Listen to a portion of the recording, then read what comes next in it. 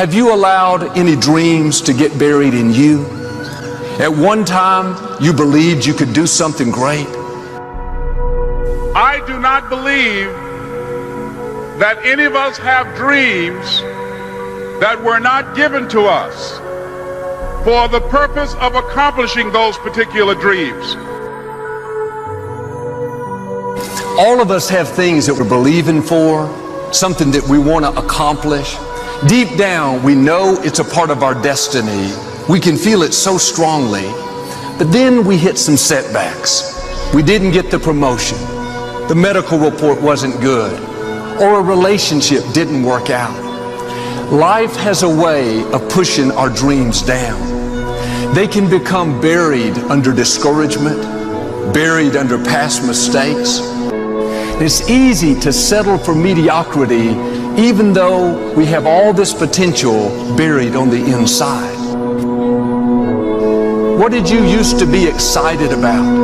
Now you think it's been too long, it's too big, it's not possible. You don't think you could write the book, finish school, see a marriage restored, start the business, no, get your passion back. You have not missed your opportunity. You have not had too many bad breaks. You're not lacking. You didn't get shortchanged. When God breathed life into you, He put in you everything you need to fulfill your destiny. Get your shovel and start digging that dream out. Some of you have done this so long, you need a backhoe. You need some heavy equipment. That dream is way deep, but you can dig it out. You can bring it back to life. It starts in our thinking, in what you're believing, in what you're saying. No more, it's never going to happen. I'll never break this addiction. I'll never live in a nice house. I'll never finish college. See, sometimes we can't say, I can do that. But what we can say, that it's possible that I can have my dream. As we run toward it, as we work on it day in and day out, that in the process of working on your dreams, you are going to incur a lot of disappointment, a lot of failure, a lot of pain, a lot of setbacks, a lot of defeats. But in the process of doing that, you will discover some things about yourself that you don't know right now. What you will realize is that you have greatness within you. What you'll realize is that you're more powerful than you can ever begin to imagine. What you will realize is that you are greater than your circumstances, that you don't have to go through life being a victim. It's possible for you to live your dream. It's necessary that you associate with winners, that you work your system, that you are relentless, that you never give up. It's you. You've got to take personal responsibility. You've got to make it your personal business to make it happen. And you've got to resolve within yourself that I can do this, that it's hard, but you've got to say, I'm the one. When you have a dream, you're going to have some detractors. People will get jealous, try to make you look bad, try to talk you out of it. Say things like, you really think you can get that promotion? You don't have the experience, the talent. I don't think so. Let that go in one ear and out the other. People don't determine your destiny. I say this respectfully, but sometimes your relatives won't celebrate you. Sometimes the people closest to you will be the least supportive. Don't get distracted fighting battles that don't matter. Trying to prove to them who you are, trying to convince them how they should be for you. You don't need their approval. What stirs them up is the fact that you're moving forward, pursuing your destiny. They would love to convince you to keep your dream buried so you don't rise higher and make them look bad. They don't realize God has put dreams in them. If they would stir it up, they could fulfill their purpose. Successful people, people that have a dream, don't waste their valuable time looking at what everybody else is doing. They're too busy focused on what God has put in their own heart. Bottom line, the enemy targets people who have a dream.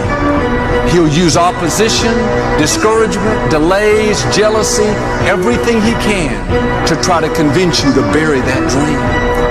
If you're going to reach your highest potential, you have to make up your mind that you are in it for the long haul. You're not going to let people talk you out of it. Circumstances discourage you. Delays cause you to give up. Critical people cause you to get distracted. You're going to stay focused on your goal.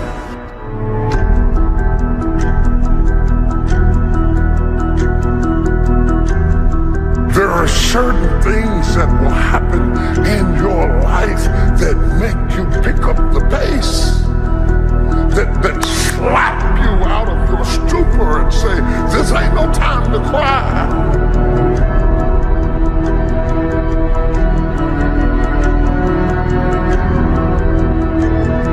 Because success is never an accident, and if you don't want it, get out of my way.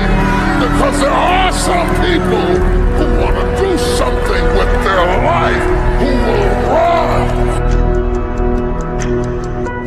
I would rather aim for the stars and not hit them than to not aim at all. I would rather go after it and not get it than not go after it at all. I'd rather try and fail than not try at all.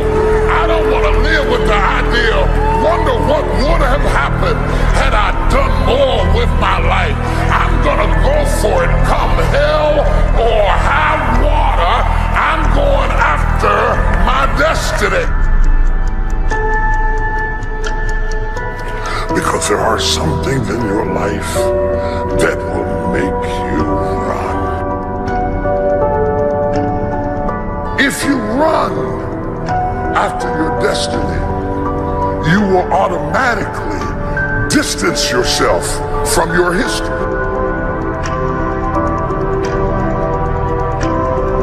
The one thing I can tell you for sure is that nothing is for sure.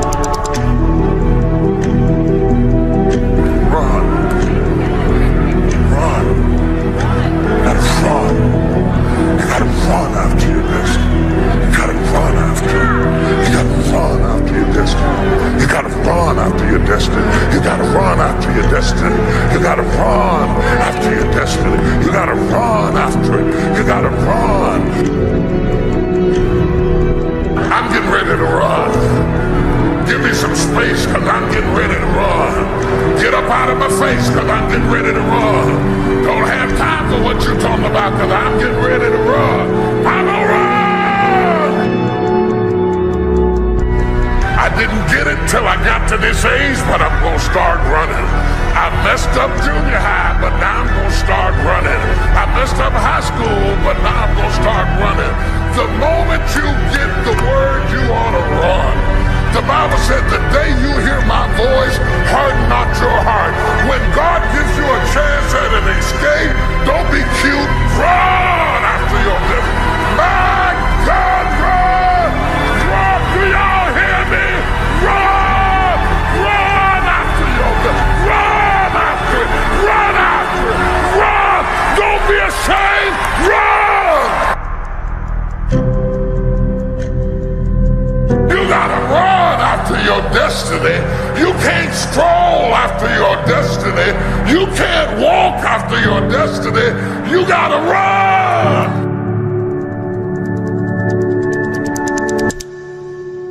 How you give your life, to give the best that you have, to give love, to give encouragement, to give help, to give support. If that's what your life is about, whatever you put out here, ladies and gentlemen, I guarantee you it's going to come back. Now, the reason that most people don't give is because they operate out of a consciousness of scarcity. They don't believe that there's enough to go around. They can't see themselves having the capacity to give. They don't believe that they have anything to offer. They don't see themselves as an opening for the universe to work through.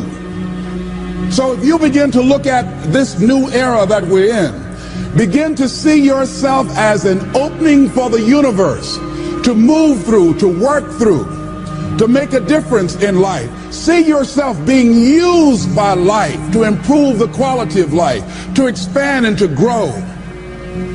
Most people have a very limited view of themselves and a very limited view of the universe, do not see their relationship to the universe, and cannot see how energy and things can flow through them. I love Gibran and the prophet. Then said a rich man, speak to us of giving, and he answered, you give but little when you give of your possessions, but it's when you give of yourself that you truly give. Gibran goes on to say, there are those who give little of the much which they have, and they give it for recognition, and their hidden desire makes their gifts unwholesome. And we know people who give only to be recognized. I love that old saying, judge a man not by what he does, but by that he doesn't have to do. And to judge the true quality of a man is what do you do when nobody's looking. Gibran goes on to say something else important. He says, and there are those who have little and give it all. These are the believers in life and the bounty of life.